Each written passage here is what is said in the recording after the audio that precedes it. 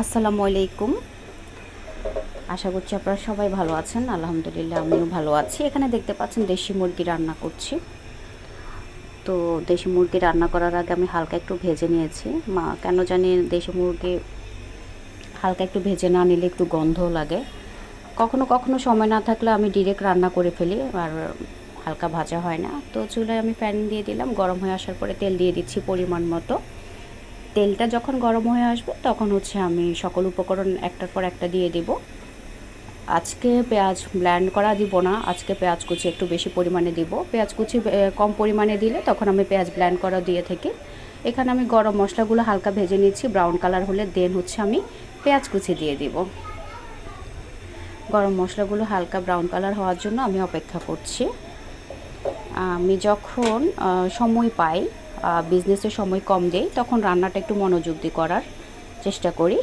আর আবার বর বলেন, মানে আইমান আয়াতের বাবা বলেন যে তুমি তো ভিডিও করার জন্যই রান্না করে থাকো। তখন আমার ভীষণ হাসি পায়। কখনো কখনো কোনো খাবার খেতে বসলে বলে যে এটা তো আমাদের চ্যানেলের খাবার, এটা তো আমাদের পেজের খাবার। তা বলার রিজন মানে ভিডিওটা আমি চ্যানেলে দিয়েছি, পেজে দিয়েছি রান্নার ভিডিওটা, যেটা আমি রান্না করি ইদানিং আমি সেই রান্নার ভিডিওটাই শেয়ার করে থাকি। তো আগে যখন হেল্পিং হ্যান্ড রান্না করতাম তখন ওনার রান্না শেয়ার করতাম, এখন আমি যে রান্নাটা করি ওটাই শেয়ার করি। তো যাই হোক, পেঁয়াজ কুচি দিয়ে পেঁয়াজ কুচিটা ব্রাউন কালার হলে আমি রসুন পেস্ট আর আদা পেস্ট দিয়ে দিব। আর এরপরে গরম মশলা পাউডার দিব, হলুদ মরিচের পাউডার, এগুলো সব ভালো করে ভেজে নিব, কষিয়ে নিব। আসলে যে কোনো তরকারি টেস্ট বাড়ে কষানোর মধ্যে। আপনি যে পরিমাণে কষাবেন, ভালোভাবে কষিয়ে নিলে ওই রান্নাটা অনেক বেশি সুস্বাদু হয়। আর আমি কোনো রান্নার টিপস অ্যান্ড ট্রিক্স অথবা রেসিপি শেয়ার করি না। আমি যখন যেটা রান্না করি অথবা সময় পেলে যে কোনো ব্লগ আপনাদের সাথে শেয়ার করি, দ্যাটস ইট। যেহেতু ব্লগ করি প্রতিদিনের, কিন্তু আমার ব্লগ দিতে হয়, না হলে আমার যে ড্যাশবোর্ড থাকে সেটা রেড সাইন শো করে। আর রেড সাইন শো করলে সেটার গ্রিন সাইন করতে যে এত কষ্ট, এত পরিশ্রম, আসলে যারা এই কাজগুলো করে থাকেন তারা অবশ্যই জানেন বা বুঝবেন। তো আমার তো একসাথে দেখা যায় আমার প্রোফাইলেও ভিডিও শেয়ার করি ফেসবুক আইডিতে, তারপরে আমার পেজ আছে, ব্লগিং পেজ, এরপরে চ্যানেলে দিই। এছাড়া আমার বিজনেস পেজ আছে 3টা, ছোট 2টো গ্রুপ আছে। তো সব কিছুতে আসলে আমাকে সময় দিতে হয়, যার কারণে খুব সুন্দর করে গুছিয়ে একটা ভিডিও বা ব্লগ শেয়ার করতে গেলে অনেক টাইমিংয়ের ব্যাপার আছে। তো সেটা আসলে আমি পেরে উঠি না, সেজন্য আমি সরি। আমার এই অগোছালো ব্লগগুলো আপনাদের দেখা লাগে। আর অনেক কাজ করতে হয়, তো অনলাইন বিজনেসে কিন্তু অনেক কাজ করতে হয়, যেহেতু কোনো কাস্টমার আমার শপ বা আউটলেট নেই যে ওখান থেকে এসে দেখে নেবেন বা বাসায় এসে দেখে নেবেন, সেরকম কোনো সুযোগ নেই। তো যার কারণে আমাকে লেগে থাকতে হয়, নেটে থাকতে হয়, অনলাইনে লেগে থাকতে হয়। তো সেখানে কাজগুলো করতে গেলে দেখা যায় যে আমার ব্লগিংয়ে ভালো করে সময় দেওয়া হয় না। তো যাই হোক, এখন এখন আমি কি করছি, এখন এগুলো সবগুলো পেঁয়াজ কুচি, তারপরে গরম মশলা, এগুলো ভালো করে একটু ভেজে নিচ্ছি। একটু পানি দিলাম, গরম পানি ব্যবহার করেছি, ঠিক আছে। তো ঢাকনা দিয়ে দিলাম। আপনার এগুলো ভালো করে কষিয়ে নেওয়ার পরে দেন আমি হলুদ মরিচ একটার পর একটা দিয়ে দিব। বাসায় আমরা যারা যেভাবে রান্না করি, আমাদের যে উপকরণগুলো ব্যবহার করে থাকি সেগুলো দিয়েই তো মূলত রান্না করা হয়। এখানে আসলে টিপস অ্যান্ড ট্রিক্স কী বা শেখাবো, আপনারাই বলুন। আর এত ভালো স্মেল বের হচ্ছিলো, মুরগির মাংস দেওয়ার আগে স্মেলটা ভালোভাবে বেরোচ্ছিলো, কারণ আমি ভালো করে কষিয়ে নিচ্ছি। বললাম না, সময় থাকলে আমি একটু মনোযোগ দিয়ে রান্না করা ট্রাই করি, আর সময় না থাকলে তখন রান্নাও করা হয় না, আর ব্লগিংও শেয়ার করা হয় না আপনাদের সাথে। আর এখানে আমি একটা বাটিতে সব কিছু নিয়ে নিলাম।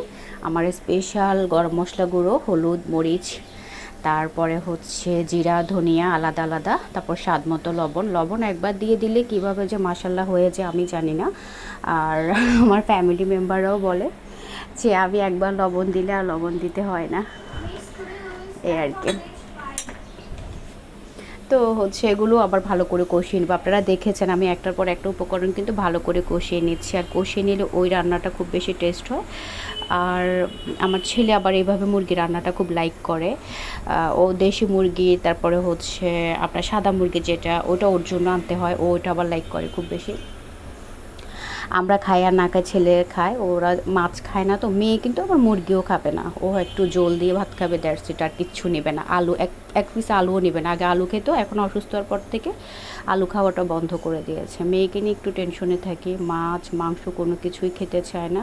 ছেলে আল্লাহ রহমতে মাছের মধ্যে চিংড়ি মাছ খায়, আর কোনো মাছ খায় না। কিন্তু মুরগি, গরু, হ্যাঁ গরুর বট, গরু পায়, সব কিছু আবার ছেলে মাশাল্লাহ খায়। সবজি আবার খুব একটা খায় না। তো যাই হোক, এগুলো ভালো করে কষে নিচ্ছে, কালারটা বেশ সুন্দর এসেছে, আপনারা দেখতেই পাচ্ছেন। আর আপনাদের সাথে একটার পর একটা কথা বলে যাচ্ছি, বকবক করে যাচ্ছি, কারণ আমার রান্নাটাও শেষ করতে হবে, কথাও শেষ করতে হবে। তো এখন কোন টপিক নিয়ে কথা বলবো, তো যখন যেটা মাথায় আসছে ওইটাই বলে নিচ্ছি। কেউ আবার আমার কথা শুনে হাসবেন না, আর হাসলেও সমস্যা নেই, ঠিক আছে। সবার হাসার রাইটস আছে, ইভেন হচ্ছে ফ্রিডম আছে, সো হাসতেই পারেন। তো মুরগির মাংসটা যে ভেজে নিয়েছিলাম, ওই মাংসটা এখন দিয়ে দিচ্ছি। এটা আবার ভালো করে কষিয়ে নিব, তারপর একটু গরম পানি দিব। ঝোলটা খুব বেশি রাখবো না, রান্নাটা পুরোটাই শেষ করব, আপনাদের সাথে শেয়ার করব। শুরুতেই কিন্তু রান্না শেষের অংশটা দেখেছে। তো এগুলো ভালো করে কষিয়ে নিলে, হ্যাঁ আর একটু ঝোল দিলে এরপরে কিন্তু আমার রান্না শেষ হয়ে যাবে। কারণ মুরগির সাথে আর কোনো কিছু দেয়া হবে না, তো আর ঝোলটা একটু ঘন হবে আর কি। আমার কাছে আবার সব তরকারি যে পাতলা ঝোল খাই তা কিন্তু না, কিছু তরকারি ঝোল একটু ঘন টাইপের হলে বেশ ভালো লাগে খেতে, এই আর কি। আমি তো সবসময় বলে আসছি যে এক একজনের রান্না এক এক রকম, হ্যাঁ। তো কারো খাবার বা রান্না নিয়ে আসলে ব্যাড কমেন্ট করা আমার বা আমাদের কারোই কিন্তু উচিত নয়। কারণ যার পরিবারের সদস্যরা যেভাবে খেতে লাইক করে, ওইভাবেই কিন্তু আমরা গৃহিণীরা বলেন, যারাই আমাদের ফ্যামিলিতে আছেন গৃহিণী ছাড়াও, হ্যাঁ, বা হেল্পিং হ্যান্ড বলেন, আমরা ওইভাবেই রান্না করার ট্রাই করি, ফ্যামিলির সদস্যরা যেভাবে খেতে লাইক করে, ঠিক আছে। তো আজকে আমি ভিডিওটি শেষ করব। সবাই ভালো থাকবেন, সবার জন্য দোয়া থাকলো। যারা ধৈর্য ধরে আমার ভিডিওটি দেখবেন, আপনাদেরকে অসংখ্য ধন্যবাদ। আপনাদের সাপোর্ট এবং ভালোবাসা থাকাতে আমি ভিডিওগুলো করার সাহস পাই বা এত দূর আসতে পেরেছি, ঠিক আছে। এখানে আমি শেষ করলাম। আসসালামু আলাইকুম, আল্লাহ হাফেজ।